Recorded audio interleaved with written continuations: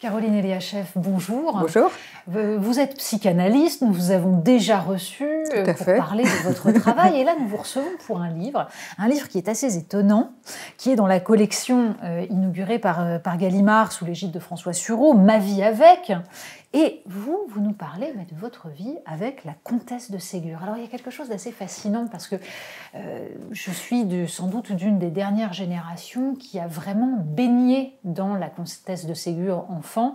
On en parlera d'ailleurs tout à l'heure du devenir de ses œuvres, mais ces œuvres ont constitué le premier imaginaire pour des générations entières. Absolument, dont moi.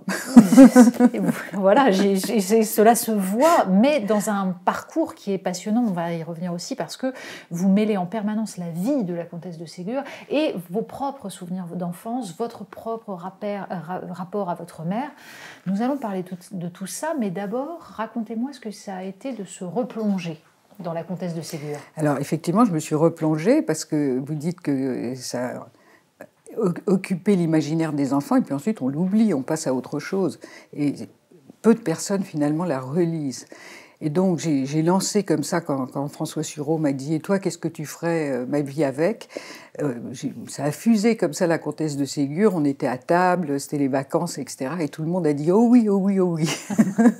Donc j'ai dit « Bon, allons-y, replongeons. » Donc j'avais d'une part mes souvenirs d'enfance, voilà, que j'ai convoqué, non pas reconvoqué, mais convoqué, et puis une lecture à l'âge adulte, où là j'ai lu toute l'œuvre, ce qui n'avait pas été le cas en fait quand j'étais enfant. Donc, oui, est-ce qu'il y a toute une part de l'œuvre qui est une œuvre pieuse, etc., qu'on oublie ou qu'on n'a pas lu, mais même dans les livres très connus, je ne pense pas que j'avais tout lu, mais il me restait des souvenirs comme tout le monde, ce nez Rostopchine qui est mystérieux, oui. Des mots de vocabulaire qu'on ne connaît pas, pécor, des choses comme ça, et puis les gravures dont je me souvenais alors parfaitement, qui étaient gravées dans ma mémoire, mais enfouies, et que j'ai reconvoquées pour essayer de comprendre en fait pourquoi ça restait comme ça.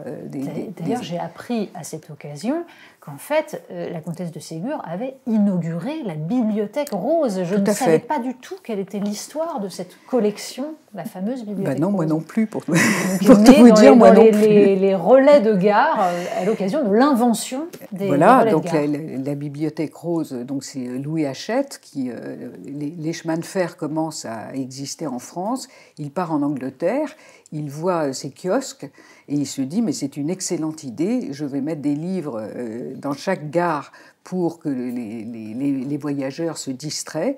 Et donc, il crée toute une série de collections. Et ces collections sont identifiées par la couleur de la couverture. De la tranche, oui. Voilà. Et donc, il faut trouver des auteurs. Et à ce moment-là, Eugène de Ségur, qui est le mari de la comtesse et qui, aristocrate désargenté, a un poste au chemin de fer, les présente. Et à ce moment-là, la comtesse de Ségur devient le premier auteur de la bibliothèque rose, qui d'ailleurs était destinée aux garçons et aux filles. Ce n'était pas particulièrement destiné aux filles. Donc c'est assez amusant. Oui, et vous racontez que dans votre propre enfance, vous avez longtemps cru que la bibliothèque rose était pour les filles et la bibliothèque verte qu'avait votre frère aîné était pour les garçons. Absolument. Ce rapport fille-garçon est d'ailleurs en fait omniprésent dans tout votre récit, dans les analyses que vous faites, par exemple de la famille de Sophie Rostopchine, des rapports avec les parents. Il y a des frères, il y a des fratries, frères, sœurs, on n'a pas les mêmes positionnements. Qu'est-ce que vous retirez de cette promenade dans ces différentes fratries en termes de rapport fille-garçon? Il y a plusieurs fratries. Il y a la famille, il y a les frères et sœurs de la comtesse de Ségur, donc née Rostopchine, donc quand elle s'appelait encore Sophie Rostopchine, qui, je pense, était d'une part ce qu'elle a vécu et d'autre part une source d'observation. Ensuite, elle passe dans l'aristocratie française, elle crée sa propre famille avec elle a des enfants, autant de garçons que de filles, qui sont évidemment évidemment élevés très différemment. Et puis on passe à la génération de Françoise Dolto, on va dire, et de ses enfants, et donc de la génération de ma mère et de moi-même, où voilà, il y a aussi des garçons et des filles, mais où ça a quand même un petit peu changé, on va dire. Oui, parce que d'ailleurs, elle a été très malheureuse de ne pas pouvoir s'occuper de ses fils. Ses fils lui sont retirés, on met les garçons en pension à 6 ans. Oui, mais c'était absolument habituel. Habituel. Par contre, elle n'a pas mis ses filles au couvent. Les filles allaient au couvent, elle a gardé ses filles. Elle les a élevées elle-même, et effectivement, les garçons sont partis en pension parce que c'était la règle dans l'aristocratie, et parce que son mari trouvait qu'elle était quand même, on va dire, trop maternante, trop maternelle, etc., et qu'elle allait gâcher ses garçons. Donc il fallait absolument les mettre en pension. Ils y ont tous été, ils ont fait... L'aîné, d'ailleurs, à son grand dame, a choisi la prêtrise, et je vais vous raconter la position très particulière de cet aîné, Gaston, son fils préféré. Cet aîné était, enfin pas évidemment, c'était le fils préféré, c'était l'aîné, il était destiné à la pairie de France.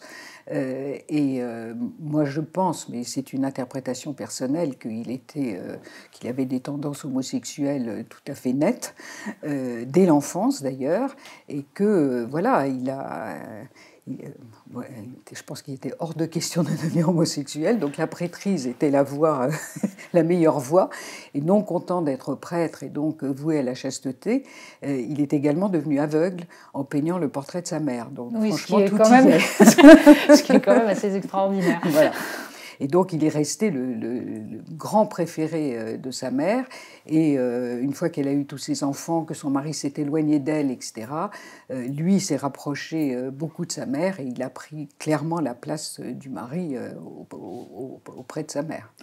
Revenons un peu, j'allais dire, aux origines, au récit familial de cette femme, Sophie de Ségur, née Rostopchine, dont vous racontez l'enfance, une enfance qui n'est pas heureuse, une enfance très dure. Une enfance très dure, mais conforme à ce qui se passait à l'époque. Alors, avec une mère particulière. Oui, avec une mère très particulière. Mais bon, elle est élevée, donc elle est née en Russie, elle est élevée en Russie, dans un château absolument magnifique, un immense domaine, ce sont des gens riches, mais une mère qui est une fanatique religieuse. Convertie au catholicisme, c'est surtout ça, en cachette de son mari. Absolument, mais moi ce qui m'a intriguée, et je n'ai jamais trouvé de source, parce que c'est évidemment caché, c'est que cette femme, la mère de Sophie, a été élevée chez Catherine II de Russie, et on dit que dès l'âge de 14 ans, alors Catherine II de Russie... oui, avait une vie l'impératrice au Milamant, on dit qu'elle a participé aux fêtes de Catherine II, mais on n'en dit pas plus. On dit qu'elle est restée chaste, pieuse, etc., mais en fait on n'en sait rien. On a quand même quelques doutes là-dessus, parce qu'elle est devenue ensuite tellement fanatique, tellement religieuse, etc., qu'on se dit il s'est peut-être quand même passé quelque chose, mais je n'en ai aucune preuve ni aucune trace. Donc, elle est d'une dureté, d'une méchanceté même avec ses enfants, oui, et avec Sophie qui est une enfant rebelle en fait. Alors Sophie est une enfant rebelle, et plus elle est rebelle, plus ça va mal pour elle. Elle a froid l'hiver, il fait moins 60 degrés, elle a chaud l'été, elle n'a pas le droit de boire, elle est battue, elle est humiliée, etc., etc., plus que ses frères et sœurs qui, étant un peu malades, un peu comme ci, un peu comme ça, sont plutôt protégés. Alors son père l'adore, elle est la préférée de son père, mais il n'intervient pas. En même temps, sa mère leur parlait toutes les langues, et les filles qui n'avaient pas de précepteur, parce qu'à l'époque c'était comme ça, ont bénéficié quand même du précepteur du frère aîné, et ont quand même appris quelques petites choses, en dehors de la couture et de la danse, voilà. Et vous faites remarquer que, en fait, dans l'œuvre de la comtesse de Ségur, il y a beaucoup d'enfants maltraités. Vous expliquez que toute la littérature qui évoque les enfants ou qui s'adresse aux enfants depuis des siècles a plutôt tendance à évoquer les ogres, tout ce qui pourrait venir, les dangers qui pourraient venir de l'extérieur. Absolument. Et qu'elle est sans doute la première à évoquer le fait que le premier danger pour un enfant, ce sont ses parents. Exactement. Je pense qu'elle est la première à avoir mis en cause les parents de toutes les classes sociales. Parce qu'on pouvait considérer que les pauvres... Oui, traitaient mal leurs enfants. Traitaient mal leurs enfants. On l'a considéré très longtemps. Hein, et elle met en cause non seulement les parents des classes inférieures, comme on disait à l'époque, hein, mais de sa propre classe sociale, c'est-à-dire des aristocrates, ce qui est incroyable. Effectivement, dans les contes de fées, ce ne sont jamais directement les parents. C'est les beaux-parents, c'est l'ogre, etc., etc. Elle est vraiment la première à avoir mis en cause les parents maltraitants de toutes les classes sociales. Et à montrer qu'une mère peut ne pas être aimante. Ça Absolument. fait beaucoup écho à votre travail de psychanalyste et à tous vos écrits sur les rapports mère-fille. Tout à fait. Alors, ce qui m'a amusé, si vous voulez, c'est que quand je lisais ces livres enfants, vraiment, je suppose que vous aussi, elle s'adressait à moi, à la petite fille que j'étais. Et donc, je le lisais comme ça, je pouvais m'identifier aux filles, aux garçons, etc. Enfin, tout ce qu'on fait en lisant des livres dont les protagonistes sont des enfants du même âge que vous. Quand je l'ai relu comme si elle s'adressait à moi adulte, c'est-à-dire à moi adulte, et puis avec le métier que j'exerce, la vie, etc., etc. Et donc, je me suis dit, mais si elle s'adresse à moi, qu'est-ce qu'elle veut me dire ? Voilà, essayant de lire en sous-titres, si elle s'adressait en fait aux adultes, qu'est-ce qu'elle voudrait leur dire? C'est comme ça que je l'ai relu. Et d'ailleurs, il y a un personnage qui surgit en permanence dans votre lecture de la comtesse de Ségur, c'est Françoise Dolto. Parce que vous racontez que la comtesse de Ségur, devenue adulte, devenue mère à son tour, avait une façon de traiter ses enfants qui n'était pas non plus tout à fait banale.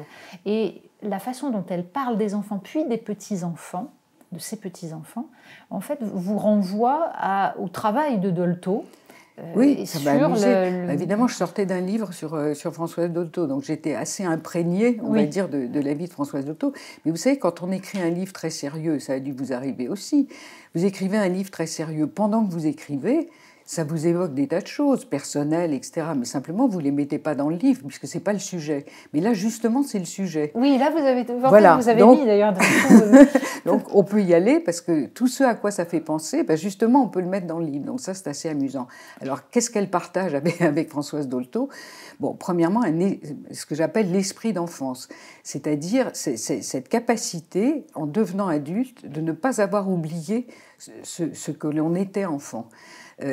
Très peu de personnes ont cet esprit d'enfance. Moi, je ne l'ai pas du tout. Mais pas du tout. C'est-à-dire que quand je suis avec des enfants, j'ai acquis beaucoup de choses, j'ai beaucoup travaillé pour essayer de comprendre les enfants, mais je n'ai pas du tout ce rapport direct qu'a la comtesse de Ségur et qu'avait la comtesse de Ségur et qu'avait également Françoise Dolto. Donc c'est assez fascinant. En plus, elle avait une façon de considérer les enfants. Alors, où est-ce que j'ai trouvé ça, cette façon de considérer les enfants? C'est dans son style. Donc, vous savez, si vous avez lu La Comtesse de Ségur, que ce sont essentiellement des dialogues. Oui. C'est une alternance de dialogues et de récits, mais il y a énormément de dialogues. Et quand on lit ces dialogues, les enfants parlent extrêmement bien. Oui, ils n'ont pas du tout le langage enfantin. Pas du tout. Ils ne parlent pas non plus comme des adultes, mais ils parlent un excellent français. Oui, un langage châtié qui donne un ton un petit peu suranné, qui fait tout le charme en fait. Absolument, mais quand on lit pas à haute voix, hein, quand on lit dans sa tête, ça passe très très bien. Et donc je me suis dit, mais comment ça se fait qu'elle les fasse parler comme ça, puisque j'ai quand même quelques doutes sur l'idée que même les enfants de l'aristocratie parlaient aussi bien. Et je me suis dit, c'est peut-être une façon, consciente ou inconsciente, évidemment je ne le saurais jamais, d'indiquer que pour elle, les enfants de l'époque qui avaient donc très peu de droits et beaucoup de devoirs vis-à-vis des adultes, étaient néanmoins, puisqu'ils parlaient de la même façon, à égalité, je dirais, d'affectivité avec les adultes. Ça, c'est incroyablement moderne. Oui, et vous dites qu'elle a même cette expérience extraordinaire qui est racontée par sa dernière fille, Olga, de cette capacité à comprendre le langage d'un bébé qui ne parle pas. Absolument. Et qu'elle vient un jour dire à sa fille, mais la bonne bat ton petit Jacques, tu devrais y faire attention. Oui, tu devrais faire attention. Et Olga lui répond, mais il ne parle pas, comment le sais-tu? Et en fait, elle lui décrit la scène par laquelle elle a compris le langage de ce bébé. Absolument, c'est stupéfiant. Alors, évidemment, moi, ça me fait penser aux consultations de Françoise Dolto auxquelles j'ai assisté, et puis à cette compréhension incroyable des bébés. Franchement, à l'époque, c'est absolument hallucinant, et d'ailleurs, sa fille n'en croit rien. Quand même le reconnaître. Il y a ça aussi, si vous voulez, c'est que l'idée que j'ai, c'est que puisqu'elle s'adresse à moi adulte, je me dis, quand même à l'époque, les adultes devaient aussi, je sais que les adultes lisaient ces livres, puisqu'on ne donnait pas un livre à un enfant avant d'avoir vérifié la moralité, etc., etc. Et ça n'a eu aucune influence sur l'éducation. C'est tout à fait... Oui, c'est ça. Il a fallu beaucoup de temps pour qu'on tire les leçons de tout ce qui pouvait tout ce qui pouvait surgir dans le rapport adulte-enfant à ce moment-là, et que sans doute elle l'avait compris avant d'autres. Exactement. Rousseau a eu beaucoup plus d'influence, alors que franchement, il ne faisait pas ce qu'il disait qu'il fallait faire. Oui, et puis quand on voit sa conception de l'éducation des filles, c'est pas tout à fait ce qu'on peut espérer. Alors que justement, il y a dans votre lecture de La Comtesse de Ségur, il y a aussi tout ce que cela réveille de votre propre rapport à votre mère. Et là aussi, c'est une dimension extrêmement intéressante du livre.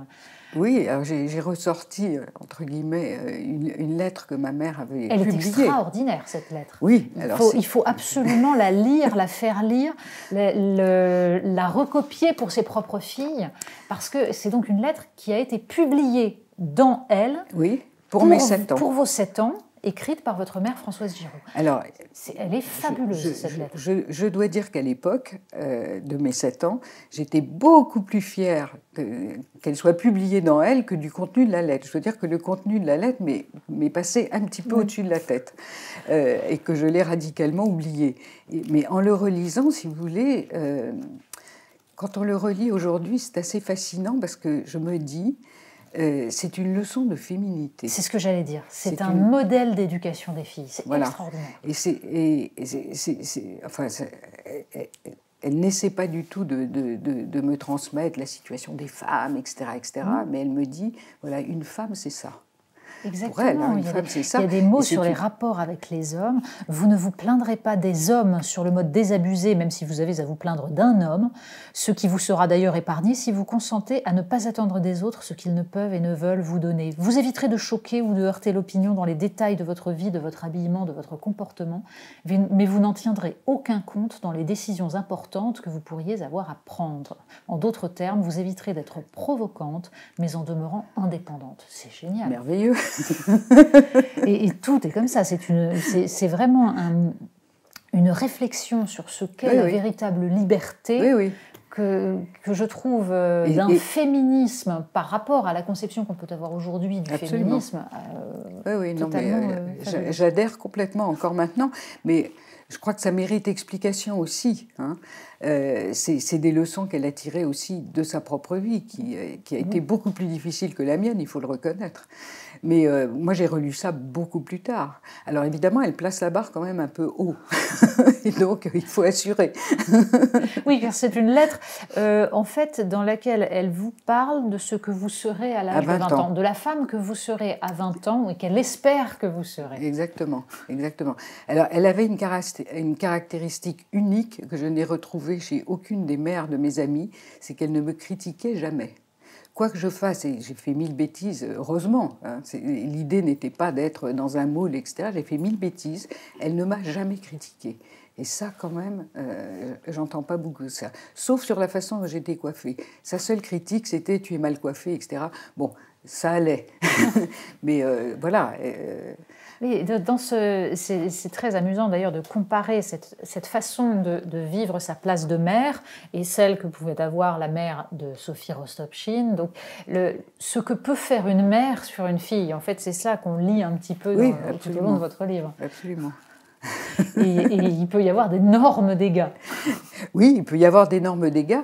Et en même temps, Sophie de Ségur, elle s'en est sortie. On peut aussi s'en sortir, quelle que soit la mère qu'on a, il faut pas... tout dépend comment on se positionne. On peut être victime de ses parents, et surtout à partir d'un certain âge, il faut arrêter de considérer que les parents sont responsables de tout. Je crois qu'il faut se sortir de ça. C'est peut-être une des leçons. En effet, parmi les enfants qui sont décrits par la comtesse de Ségur, il y en a qui sont... on va dire, résilients, pour reprendre un terme à la mode, il y en a surtout qui sont de véritables rebelles et qui refusent d'être des victimes. Oui, un bon petit diable, par exemple. C'est la figure du rebelle. Il n'y en a pas tellement. Vous avez aussi Pauvre Blaise, qui est un masochiste, un masochiste patenté, un saint, on peut dire un saint. Mais ce qu'elle montre surtout, c'est que les enfants soient doux, obéissants, bons chrétiens, etc., ou qu'ils soient menteurs, voleurs, etc., ils sont le pur produit de l'éducation de leurs parents. C'est ça qu'elle montre. Je n'adhère pas à 100% à ça, c'est-à-dire que je pense que les enfants naissent avec... Alors, ils naissent, évidemment, ce sont les enfants de leurs parents, leur histoire, etc., mais ils ont leur propre personnalité. Je n'adhère pas à 100% à cette idée, mais c'est ça qu'elle montre. Un enfant n'est pas méchant, odieux, etc., par nature, il est le produit de l'éducation de ses parents. Jusqu'à l'âge adulte, car elle les suit à l'âge adulte. Ça aussi, c'est incroyablement moderne. On est avant la psychanalyse. L'idée que l'éducation a une influence sur les choix à l'âge adulte n'était pas du tout commune. Bien sûr. Et cette plongée dans la comtesse de Ségur vous renvoie aussi à votre propre histoire familiale. C'est là aussi où il y a quelque chose d'assez vertigineux, puisqu'en fait vous racontez que la comtesse de Ségur est aussi le produit des préjugés de son histoire, de sa classe sociale, de son époque. Elle est donc d'un antisémitisme assez forcené de catholiques. Oui, alors ça c'est ce que j'ai trouvé, parce que si vous voulez, aujourd'hui on trouve les œuvres complètes. Donc ça c'est merveilleux, 3 volumes, on lit ça d'un bout à l'autre. Et à la fin je me dis, mais c'est pas tout à fait complet, puisqu'il manque ce qu'on appelle les œuvres apologétiques, la Bible, etc., etc. Donc évidemment Internet, et on trouve tout sur Internet, et donc on trouve la Bible selon la comtesse de Ségur, etc., etc. Mais ça a été publié à l'époque. Ensuite, ça n'a plus été réédité, et c'est récemment réédité. Donc je me plonge là-dedans, et aux surprises, je vois quoi toujours sous forme dialoguée. Elle réunit ses petits-enfants et elle leur raconte l'histoire de Jésus ou des apôtres, etc., etc. Et là, on voit... Alors, il ne faut pas parler d'antisémitisme, terme qui n'existait pas à l'époque. Bien sûr. On parle d'antijudaïsme. Et là, il y a tous les poncifs anti-judaïques de l'Église catholique qui sont hallucinants, mais proprement hallucinants. Et voilà, c'est une découverte. D'une part, c'est une découverte pour moi et je pense pour beaucoup de personnes. En même temps, bon, elle est de son époque.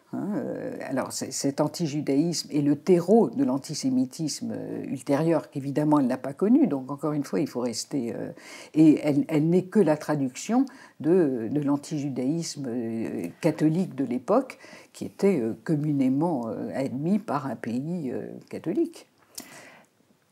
Et en plus, c'est très mal écrit. C'est ça qui est tout à fait étonnant. Par rapport au livre. Alors, au début, je me suis dit, mais c'est peut-être parce qu'elle était un peu vieillissante. Mais non, ensuite, elle a écrit d'autres livres qui étaient parfaits. Oui, c'est sans doute parce que quand on a un propos aussi militant, c'est assez difficile d'être. Je pense qu'elle y croyait. Je pense qu'elle y croyait. Bien sûr, elle y croyait, mais la subtilité ne peut pas surgir de ce genre de posture. Oui, alors c'est ces méchants juifs, etc. Enfin, il y a des termes incroyables, incroyables. Et vous faites en permanence le parallèle avec, je le disais, votre histoire familiale. Ça vous a renvoyé finalement, j'ai l'impression, à un manque, à un trou dans votre histoire familiale, l'absence du récit, justement. Ah oui, moi, il y a plein de trous. Il y a plein de trous dans mon histoire familiale. Il y a beaucoup de silence, plus que des trous. Parce que, si vous voulez, j'en suis arrivée à quelque chose où, à la réflexion suivante, c'est-à-dire... quelqu'un comme moi, ou comme beaucoup, on se plaint, on dit « mais mes parents ne m'ont pas dit », etc., etc. Et après, je me suis dit « mais est-ce que je leur ai demandé ?» Ben non. je ne leur ai pas demandé. Je ne leur ai pas posé de questions. Je ne suis pas sûre qu'ils ne m'auraient pas répondu. Et donc finalement, cette question de transmission, elle est réciproque. Si vous voulez que vos parents vous transmettent l'histoire, peut-être faut-il aller leur demander. Voilà, ça m'est venu après, parce que finalement, je me suis dit, mais mon père m'a jamais dit qu'il était juif, d'accord, mais est-ce que je lui ai posé la moindre question? Mes parents ne m'ont jamais dit comment ils s'étaient rencontrés, mais est-ce que je leur ai posé la question? Jamais. Alors évidemment, ils étaient assez intimidants quand même. Et quand un de mes fils s'est avisé de questionner sa grand-mère, donc Françoise Giroud, qui était quand même effectivement assez impressionnante, même en famille, on va dire ça, enfin, qui pouvait être glaçante par certains moments, voilà, elle a failli s'évanouir, enfin ça fait quand même... et donc on protège aussi nos parents, on n'a pas envie de trop les bousculer. Mais je pense que du coup, il faut arrêter de se plaindre. Hein, il faut se dire, est-ce que moi j'ai cherché? Alors évidemment, quand on cherche, on trouve. Quand on cherche, on trouve la preuve. Parfois, pas forcément à ma génération, c'est mon fils qui a dénoué toute cette histoire familiale. Donc voilà. Vous en retirez quoi de cette plongée dans la comtesse de Ségur? Qu'est-ce que ça vous a apporté?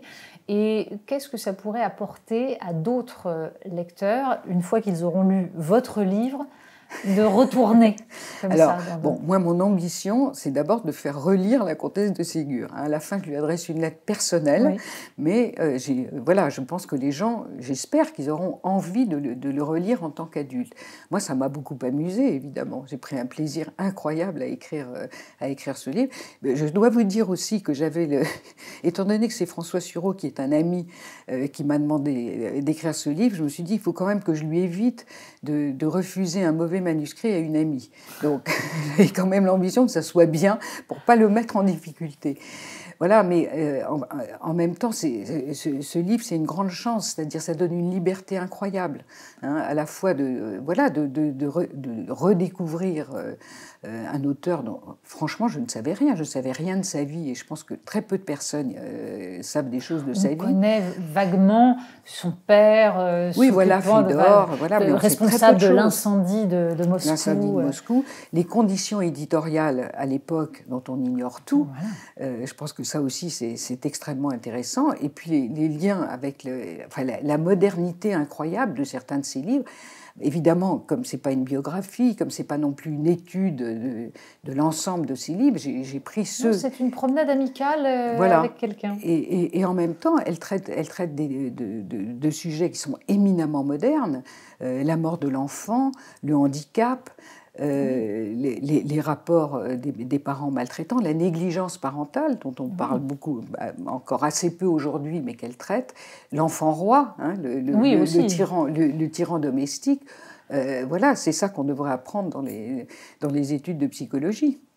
On peut craindre que les jeunes générations soient un petit peu moins baignées par les livres de la comtesse de Ségur. Oui, c'est probable. D'abord, il y a une énorme littérature enfantine aujourd'hui qui est excellente.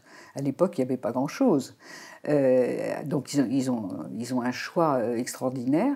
Les petits sondages que j'ai faits, vraiment petits, donc c'est pas du tout représentatif, mais ils me montrent que non, ça leur plaît pas forcément tellement, et que c'est souvent les grands-parents qui les lisent aux petits-enfants. Il faut les initier aujourd'hui à la comtesse de Ségur si on veut qu'ils aiment ça. On ne peut pas leur donner comme ça, voilà. Mais si on en juge, en tout cas par les ventes, les ventes sont toujours excellentes. Alors les ventes, ça ne veut pas dire que les enfants les lisent.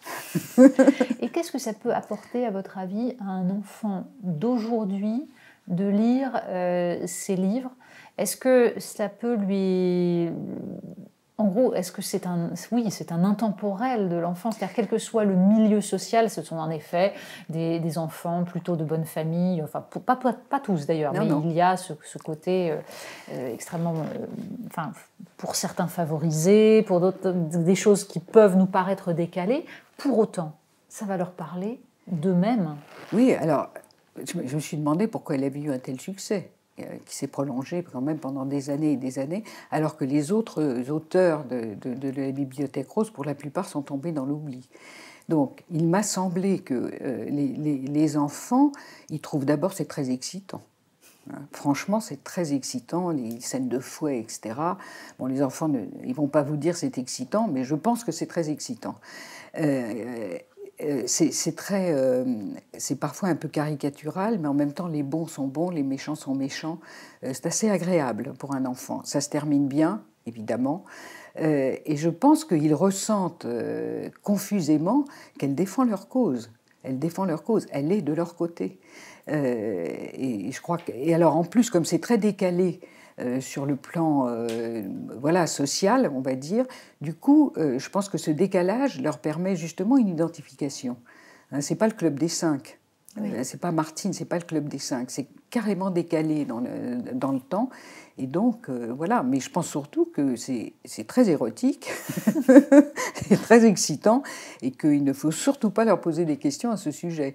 Mais je pense que c'est un aspect non négligeable qui a traversé la censure. C'est ça aussi qui est formidable. Oui. La censure était féroce. Il va commencer par celle de son propre fils, celle Gaston, de son propre qui relisait pour voir si c'était suffisamment moral. Celle de l'éditeur, qui avait peur que le livre soit censuré par l'État. Celle de l'État, enfin, c'était incroyable. Et quand même, les choses sont passées, quoi. Écoutez, Caroline Eliachev, merci beaucoup. Ce petit livre est absolument passionnant. On y apprend non seulement énormément de choses, mais en plus, en effet, on a du plaisir à cheminer avec vous, avec la comtesse de Ségur. Et c'est un miroir permanent. Donc, merci beaucoup. Merci à vous.